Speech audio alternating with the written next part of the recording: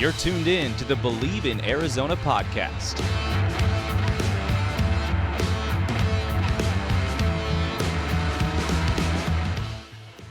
Hello, Bear Down Believers, and welcome to the show. I'm your host, Matt Reynoldson, and this is a 1-0 football team. The Arizona Wildcats opening the 2024 season with a 61-39 win over New Mexico. And coming up today on the Bleav in Arizona podcast, I'll give you my Sunday six-pack breakdown. That's 2 positives, 2 negatives, and 2 things to look ahead to for next week as we recap the Wildcats' season opening win. Before we get to all our content on the show, I want to remind you that Tetairoa McMillan is the best wide receiver in the nation. It's not close. A school record 304 receiving yards on 10 receptions and 4 touchdowns.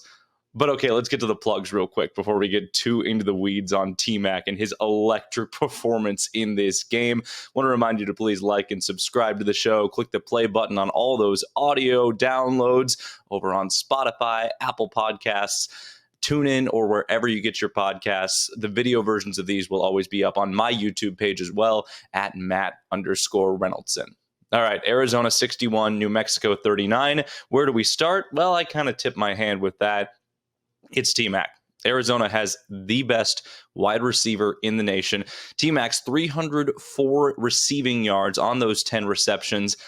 That's the second most ever in a Big 12 game. 10 yards shy of the all-time conference record for a single game. That's extremely impressive considering it's Arizona's very first game in the Big 12 conference. I mean, he looked like he was playing a different sport out there. And Arizona's opening touchdown, which was a 69-yard scoring touchdown on the first offensive possession following a defensive stop, nobody was within 20 yards of T-Mac. So it seemed like New Mexico lost number 4 somehow in their game plan, lost a future first-round draft pick, lost one of the best wide receivers in the nation in defensive coverage. Either way, Fafita, easy pitch and catch to T-Mac for the first touchdown. But then was when Tetairoa really started to turn things on. I mean, he had eclipsed the century mark before the end of the first quarter. He was at 199 yards receiving at halftime, finished with 304, as we've said ad nauseum. And I mean, this was just such an impressive performance all the way through. Let me look up some of these stats here because it was unbelievable what he did throughout this game. I mean, you saw people late in the late night college football sphere just going nuts about this game. And here's this from Opta Stats. Tetairoa McMillan is the first player in FBS history to have a game with 10-plus receptions, 300-plus receiving yards, and 4-plus receiving touchdowns on 30-plus yards per reception. This guy is at a different level. I mean, it is impossible to quantify what Tetairoa McMillan means to this team, how he is an absolute matchup nightmare for any team he faces. And New Mexico showed that last night. You know, New Mexico showed that they don't have the athletes to keep up with the T-Mac. And this guy is an absolute game breaker, a game changer. I didn't think that they would lean so heavily on number 4 in this game. I thought they would try and establish some more things, try and think in a 12-game mindset and not so much a 1-game mindset. But when you have the mismatch, it's really, really hard as a play caller not to just see that mismatch kind of dangling there like tomorrow's dessert, not to just kind of see that mismatch there and want to exploit it, because Arizona did have an absolute mismatch with number 4 on the field. And it was like every touchdown got even better. So the first touchdown, obviously wide open, he walks in. The second one, a little curl route on the sideline, jukes out the defender, waltzes into the end zone for his second score. The third one, a 70-yard sprint. I mean, the fourth one, extremely impressive as well. Should have gotten in a school record 5th time. You know, his 5th touchdown would have broken the tie with Jacob Cowing for most touchdowns in a single game in Arizona school history, but couldn't break the plane of the goal line on that last run. But T-Mac was so impressive all game long, and really the headliner of game 1, putting the nation on notice for what they're going to see from number 4 this year. He's back. He looks extremely healthy. Brennan even joked with us earlier on in the week. Come on. T-Mac's going to play when we asked him if he was available. And boy, did T-Mac play. Once again, 10 receptions, 304 yards receiving, and 4 touchdowns. And all 4 of Noah Fifita's touchdown passes came to T-Mac. Now, on the flip side of this, and this is not going into one of our negatives because I think I saw a lot from the Arizona wide receiving core that was pretty impressive. But they needed to find a reliable number 2. Maybe saw a little bit less than I would have expected to see in game 1 out of a Jeremiah Patterson, maybe a Reynoldson Murphy. So I think Dino Babers needs to maybe use some of that slot receiver role to exploit some defenses of some of these teams. Nice to see the return of Malachi Riley. Had a couple nice catches there. A lot of good players got some minutes last night. Saw Rex Haynes in the game, saw Devin Hyatt. We saw other guys rotate through this wide receiver room. A great 27-yard reception by tight end Kean Burnett, who will be a problem for Big Ten teams. But T-Mac was the headline. T-Mac's going to be a headliner all year. And thus begins the Noah Fifita, Tetairoa McMillan Heisman campaign, joint Heisman campaign. It's got some steam after last night. Arizona putting up 61 points in over 600 yards of offense in this game, 400 plus from Fifita's arm, and of course, 300 plus from the hands of T-Mac. Here's what Noah had to say and some of the other players had to say on T-Mac's brilliance last night. I think if people were listening to my interviews all offseason, they probably thought I was being overdramatic. But I think he came and proved my point perfectly. He's the best player in the country, and his statistics show that. I mean, you're putting him on the spot, but I think this might be his best. 300 yards and 4 touchdowns. I don't think he's ever had that stat line before. The yards after catch, that was like those big explosives were just incredible. Outran the whole secondary on the big one down the sideline. He's awesome. He's an awesome competitor, and he's also not satisfied. He's like, we can play better. So it's what you hope for. As we continue the Sunday 6-pack of my 2 things positive, 2 things negative, 2 things to look ahead from Arizona's Saturday win over New Mexico, I continue with my second positive thing. And no, I'm not going to take the low-hanging fruit of Noah Fifita's performance because we know what number 11 can do. And he wasn't perfect, but he was pretty darn good and had good pocket presence and, did have 1 interception on a tip ball off the hands of Devin Hyatt. But I'm not going to go there. I think what I saw that was positive throughout the game, and I know for a lot of Arizona fans that this was a frustrating game overall, but I saw a lot of resiliency from Arizona that I think will pay dividends throughout the season. We saw it last year, the paramount example being, of course, the Alamo Bowl, in which Arizona came back from down big to Oklahoma and ended up forcing 5 turnovers and ended up winning that game by double digits in the Alamo Bowl against the Sooners. We saw that the core of this team, that the lifeblood of this team is the ability to rally around each other and continue to adjust and change and things like that. Well, I think I saw that from the coaching staff too last night.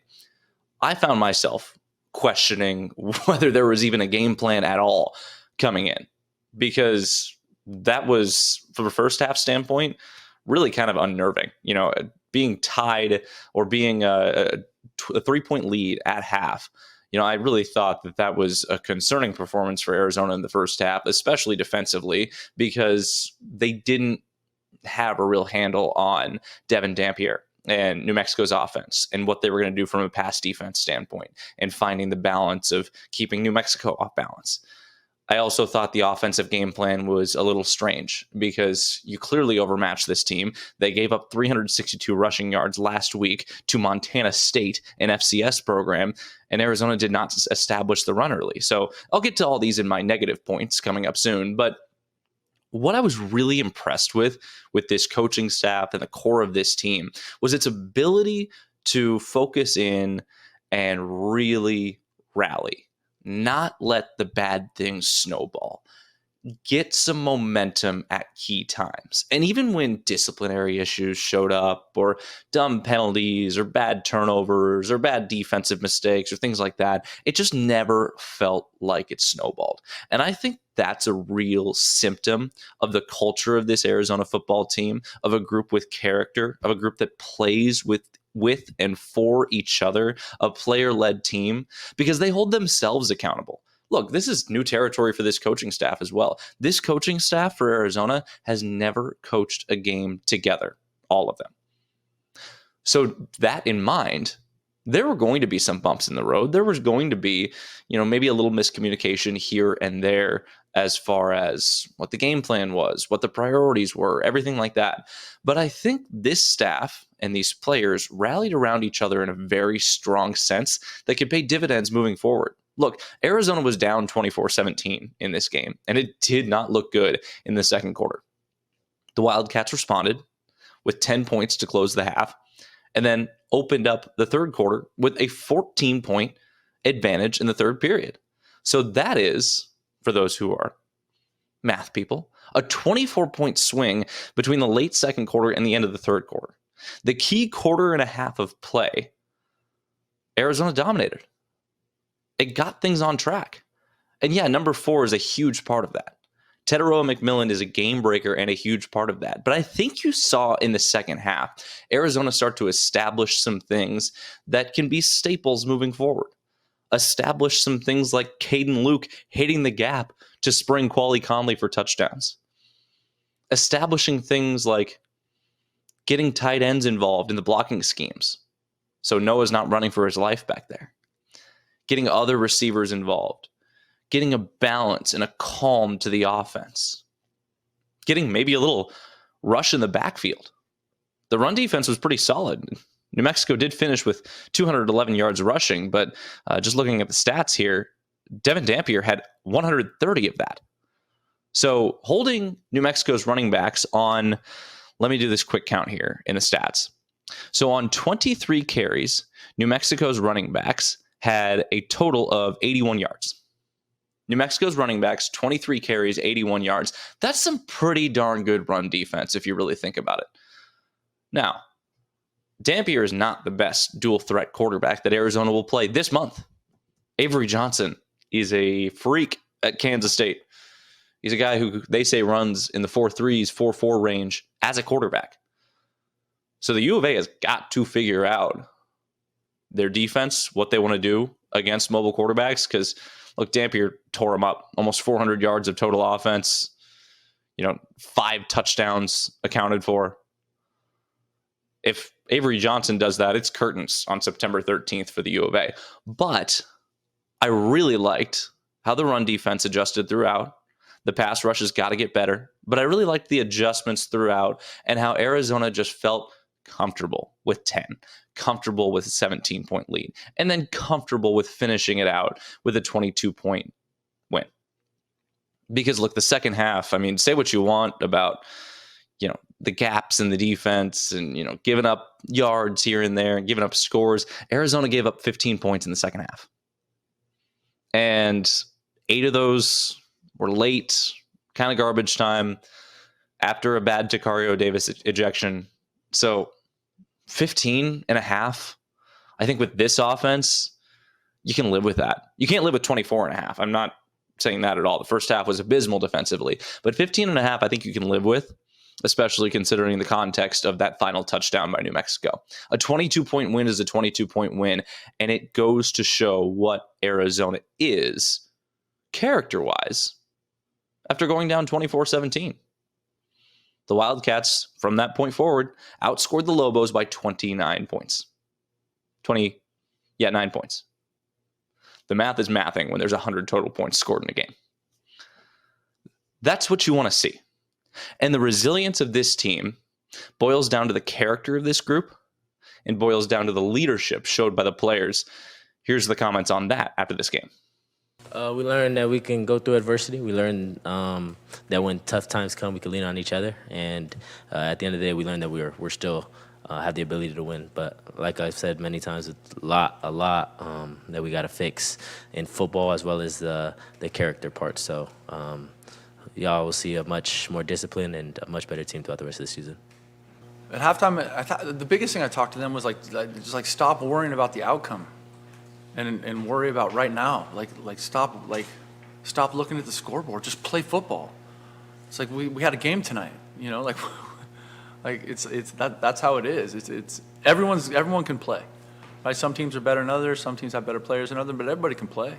Everybody lifts weights and everybody's got good coaching. And And so I thought they had a good plan. I thought they executed really well. And then I thought in the second half we made some good adjustments, and the guys rallied and came together and played for each other, and the result was good.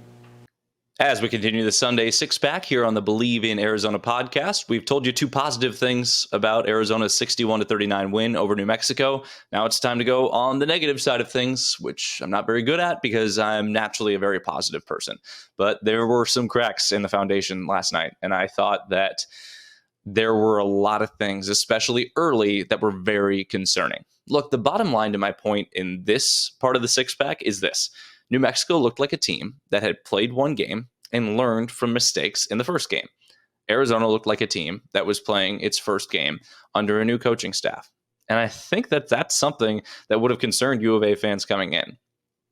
Look, this team, this secondary, talent-wise, has some of the best in the nation, some of the best in the Big 12. But it looked like several times, and I'll say my first negative being, the overall pass defense and overall disorganization of that, it looked like there were just gaps in the zone. Devin Dampier had a great game. The Scottsdale Saguaro grad New Mexico quarterback. He had a great game for the Lobos, but he was fitting things into windows where there were three guys around the football, but not converging on the football. They were letting receivers go past the sticks willy-nilly.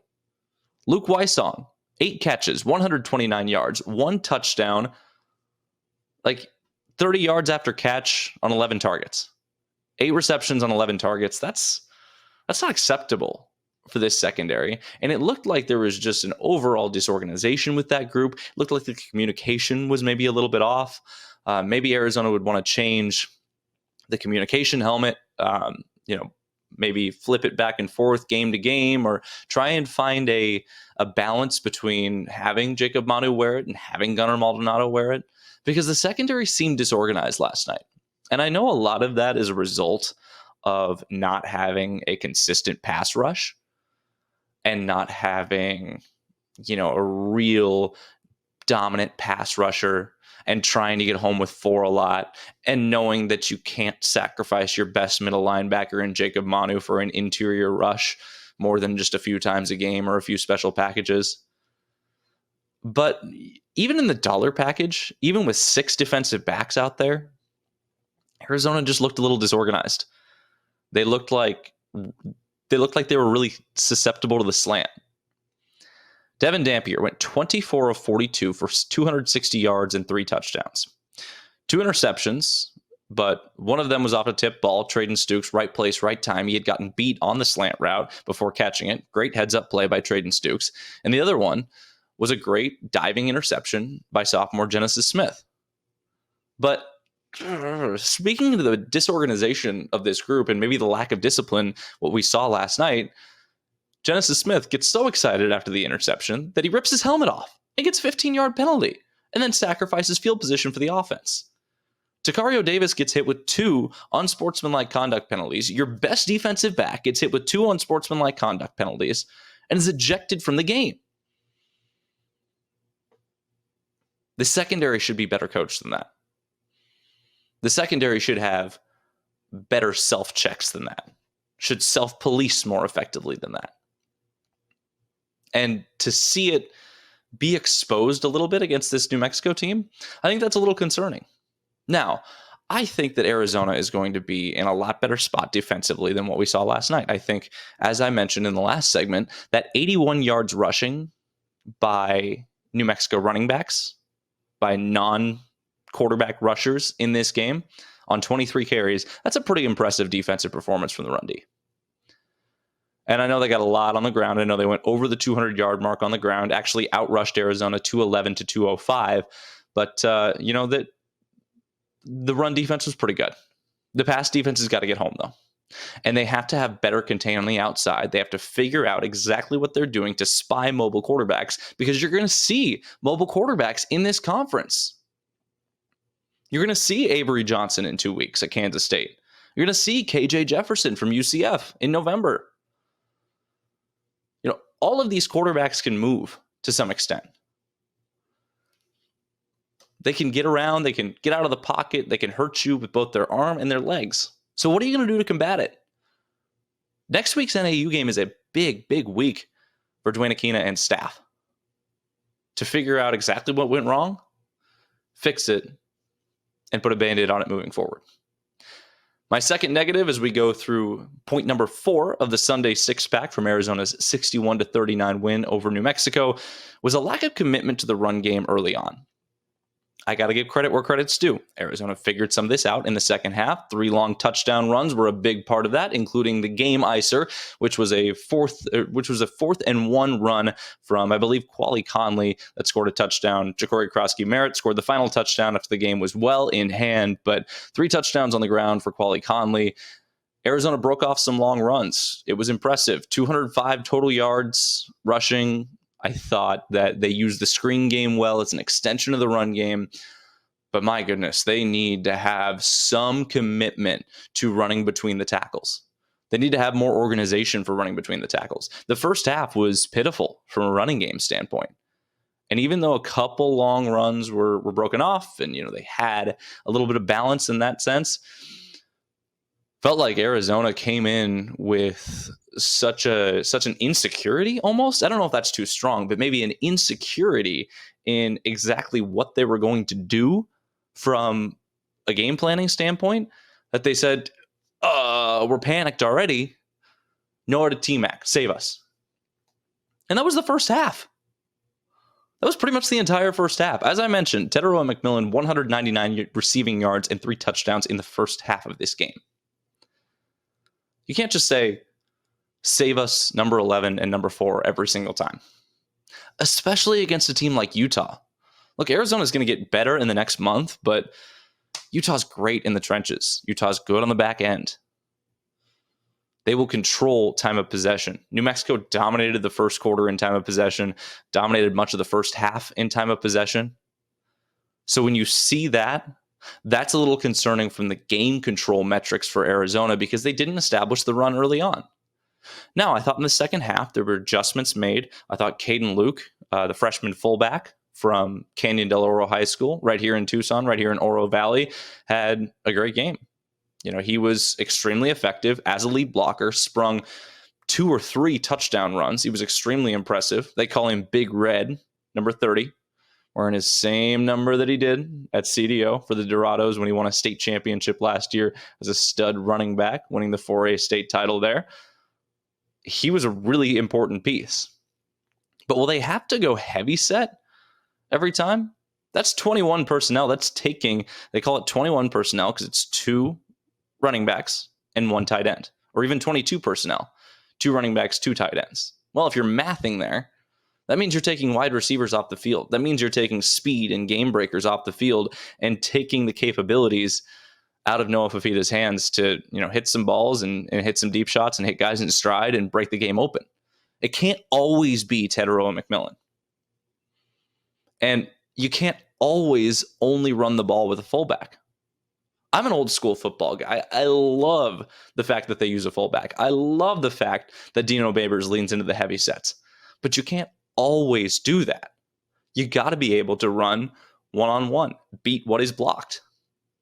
And that was one of the few concerns I had with this Arizona running back room coming out of fall camp, or not coming out of fall camp, I should say coming into fall camp, that they needed to get their running backs the ability to get more than what is blocked. And in the first half last night, they didn't do that. And Arizona didn't block that well either, especially on the interior. I'll have to look at the PFF numbers a little bit later this week and see exactly where Ryan Stewart and Josh Baker and Wendell Moe graded out. But the interior of the offensive line did not look very good. And to add to more concerns, left tackle Rhino Tapa'atotai also went down with an injury. So we saw more of Matthew Lotto at that tackle spot. It's just a little concerning from a run game standpoint. And we'll see how much Arizona can bottle what they did in the second half, because those 3 long touchdown runs were huge. Quali Conley, 10 carries, 90 yards, 3 touchdowns. Ja'Cory Krosky-Merritt breaking the century mark in his first game against his former team. 13 carries, 106 yards, and 1 touchdown. But the consistency was not there. And they only got Speedy Luke and Kendrick Riscano 1 carry each. Hey, look, if it's a 2-headed monster in the backfield, great. If you can find a way to ride the hot hand, that is what good teams do all year long. But they need to find a way to ride the hot hand in the first half against NAU and really establish this run game, because I thought they were going to do it this game against a team that gave up 362 rushing yards last week, and they didn't early. Still finished over the 200-yard mark. That's a good number rushing-wise. But it's not always going to come on breakout runs against teams with better second levels of the defense than New Mexico. So got to figure that out for next week. Here's from the post-game press conference on some things that need to improve for game 2. We don't really think of terms in terms of balance. Like initially, we weren't getting a ton of pressure, and so that's when we were kind of able to make some of those throws where it was a little bit cleaner, and then we started getting heated up a little bit, and so that was when we were kind of saying, okay, how do we get the ball out of our hand? We ran a screen, some of that stuff. And so I think, as we settled down, we came back at halftime, we were like, okay, we're trying to figure out what they were giving us in what situations so that we can get the run game going. So, and it was awesome. I was excited about how those guys ran the ball and how we blocked it up front. The hardest thing to do during training camp is to play live football and to tackle live, because you're just concerned about losing a good player in that and not getting them to the game, and I think that part of it is a hard part of it. I thought they settled down really nicely in the second half, forced a couple turnovers. I thought in the first, the quarterback's a good player, right? He's super athletic, he's strong, he can throw it on the run, and so that's going to be a handful for anyone to contend with, And I thought they did good. I thought he did a good job. I thought New Mexico played well. As we continue our Sunday six-pack, recapping 6 things about Arizona's 61-39 win over New Mexico in the season opener. We've shown you 2 positives, we've shown you 2 negatives, and now it's 2 things to look ahead. And I think Arizona, for the most part, is looking ahead to what it can continue to build on special teams. This is no surprise, considering a former head coach is now coaching Arizona's special teams, and former New Mexico coach, ironically, Danny Gonzalez. But Arizona's special teams was fairly impressive last night all the way throughout. I mean, the return yards were not much at all for New Mexico. 0 kick returns, because Tyler Luke booted everything through the end zone, and 1 punt return for 2 yards. That's pretty sound from a special teams defensive standpoint, and will continue to carry them as they go through Big 12 play. But when you look at the offensive side of special teams, if that makes sense, the positive, the Arizona side of the special teams chart, boy, there were a lot of head turners. I mean, Arizona has something going here with its specialists, especially freshman punter and holder Michael Salgado Medina. His first punt, 48 yards, pretty solid, inside the 20. We'll see if that carries forward. Just 1 punt in game number 1. Look, when you score 61 points, you're not going to punt a lot. The return game was super impressive, though, too. Kick returns, Jeremiah Patterson, 4 returns for 104 yards, an average of 26. He had a 40-yard return that was very impressive. And then Quali Conley's 1 return went for 21 yards. That's pretty good. Arizona's going to get some field position off kick returns this year. And I saw some lanes. I saw the ability to, split some gaps. It didn't look like the return men were, running straight into defenders or whatever. The special teams game looked very coordinated. It didn't look like a game 1 special teams effort. And there was 1 turnover on special teams, but that was about as much of a fluke play as you could imagine. It was on a New Mexico punt. Rex Haynes was blocking, had his back turned to the punt. Jack Luttrell has to call out that the ball is coming, has to communicate that the ball is coming, ended up hitting the back of Rex Haynes' heel. New Mexico recovered the muff punt. But those things will happen in a game. That didn't feel like an operational error. It just felt like 1 tiny lapse in communication hurt them there just a little bit. But, on the punt returns, 2 punt returns in this game for Arizona. Luttrell had 1 for 8 yards. Rex Haynes had 1 for 7 yards. So that's pretty solid. Keep that up if you're Arizona. Punt returns are, if you can get anything on them, it's gravy, because so many teams will rugby style kick you. So many teams will skyball you to force a fair catch and everything like that. And if you can just keep up the threat of a punt return, that can be a game changer. And Arizona certainly has the threat of a kick return with the two guys they have back there in Speedy Luke, also Quali Conley and Jeremiah Patterson as well, who did eclipse the 100-yard mark on kick returns in this game. But the most important thing to look forward to for the rest of the season is the fact that Arizona has a bona fide All-American at kicker. That is the most important special teams thing to look forward to for the rest of the season, because Tyler Loop's first field goal was a career-long 54-yarder. The school record is 57, which I have zero doubt in my mind that Loop will break at some point this season.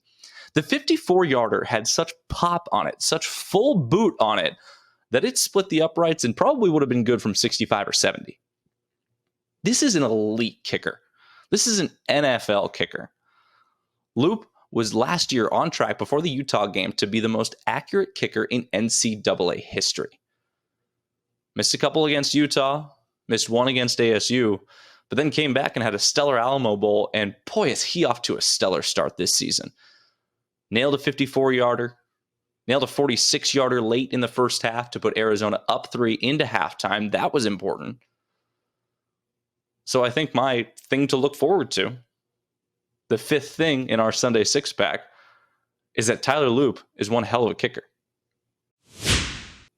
Here we go. It's our final beverage of the Sunday six-pack, recapping Arizona's 61-39 win over New Mexico in the season opener. And the final thing we have to look ahead to is the improvements, Game 1 to Game 2. How does Arizona respond to what it put on tape in Game 1?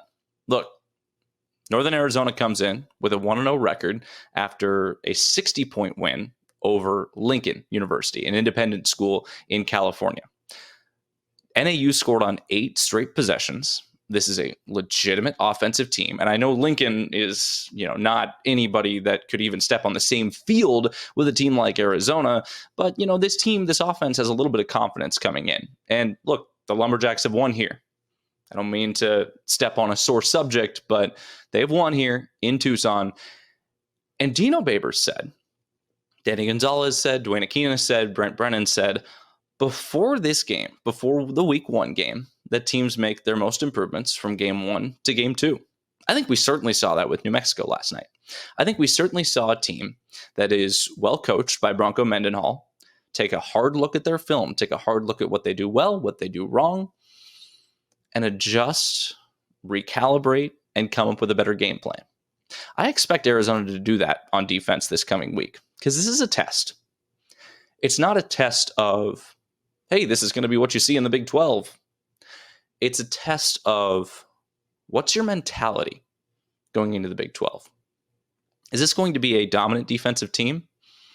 Is this going to be a feasible defensive team? Look, I subscribe to the bend don't break style of defense. If Arizona lets every team get inside the 20-yard line and then forces a turnover or a field goal pretty much every time, and keeps teams out of the end zone and has a very high red zone defensive efficiency for touchdowns, Arizona's winning 10 games, maybe at least. So bend don't break is fine with me, but don't break. They broke a lot last night. 39 points to New Mexico is not what you want to see from a defensive performance. So I think the thing to look ahead to is how Arizona takes those adjustments and looks at, how can the pass rush be better? How can the coverage be better? Do they want to play more man coverage? Do they want to play tighter zone? Do they want to get linebackers involved in the pass rush? Do they want to maybe do odd fronts, 5-man front or a 3-man front, to mix up the multiple looks? People say about Dwayne Aquina's system that he is always fully multiple. Arizona went with a 4-man front last night, did not get much pressure off of it from a passing game standpoint. A lot of that had to do with Devin Dampier. Great quarterback play, very fast quarterback. But Arizona needs more from the defensive line, needs more from the pass rush, and needs more from its defense overall. So how does this secondary bounce back? Well, there are 2 captains in this secondary. A group full of leaders, 4 returning starters, 5 if you count Genesis Smith. A guy in Marquise Groves Killebrew who had a pretty strong performance last night. I was impressed with Arizona's new CB2. But now, with Tetairoa Davis coming off of an ejection, does that change the tenor in the room? Or is the leadership still the same from the captains, Gunnar Maldonado and Trayton Stukes?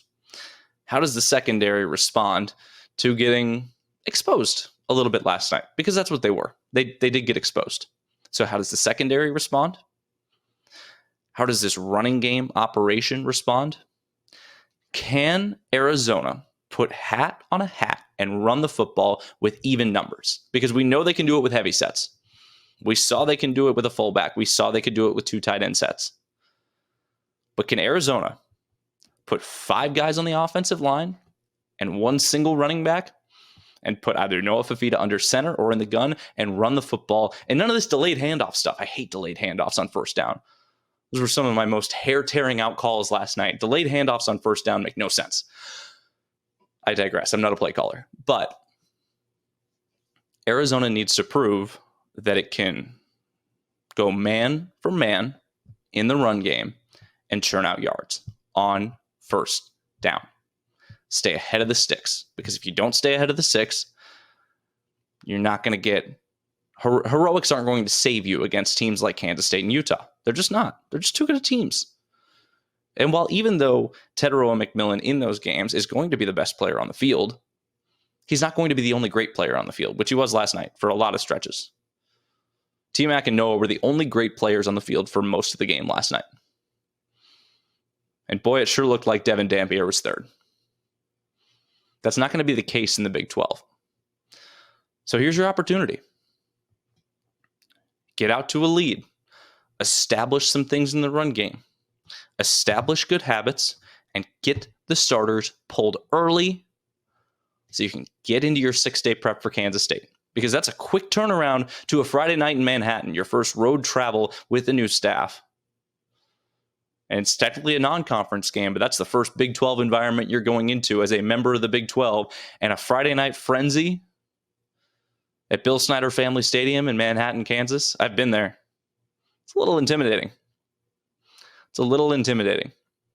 So Arizona needs to lay the foundation this coming week.